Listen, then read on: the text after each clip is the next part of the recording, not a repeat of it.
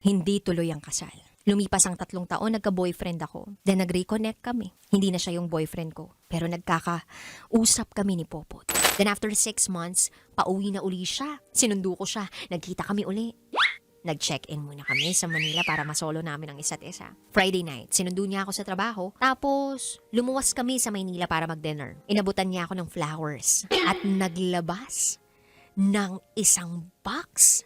Lumuhod siya. At sinabi, "Will you marry me?" Yan ang tanong niya sa akin. Sumagot ako ng oo naman. Sabay halik sa labi niya. Masaya ako na nag-propose siya. Pero hindi ko malaman ang dahilan kung bakit.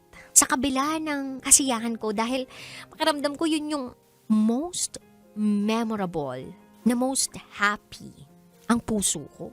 Pero bakit parang malungkot ako that day? Kinagabihan, hindi niya ako kinakausap. Tinanong ko siya, "Baby, are you okay?"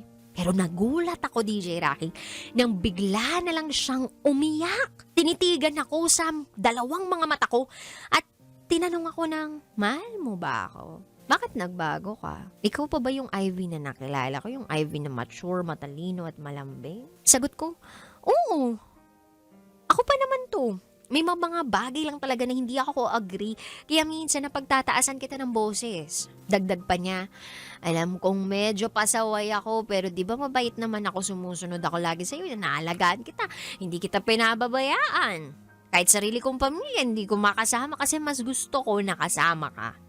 Alam kong lasing siya noon, DJ Rocky, kaya pinatulog ko na siya. Lumipas ang araw. Umuwi na ako. Nagstay siya sa Batangas. 2 days siyang hindi tumatawag at umuwi. Tinatawagan ko siya, patay ang cellphone niya. Nalaman ko, mula mismo sa mama niya, na meron daw ibang kasamang babae. Hindi tuloy ang kasal. Lumipas ang 3 taon, nagka-boyfriend ako. Then nag-reconnect kami. Hindi na siya yung boyfriend ko. Pero nagkakausap kami ni Popot. Yun ang problema ko ngayon. Kailangan pa bang i-memorize yan?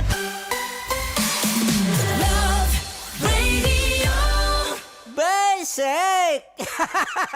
Wow! Enjoy na enjoy sa mga videos namin. Nako, Marami pa niyan dito, kabisyo. Kaya para mas feel good ka, I-like mo na ang video na to. At mag-subscribe na sa aming YouTube channel! Don't forget to click the notification bell Para lagi kang updated sa amin.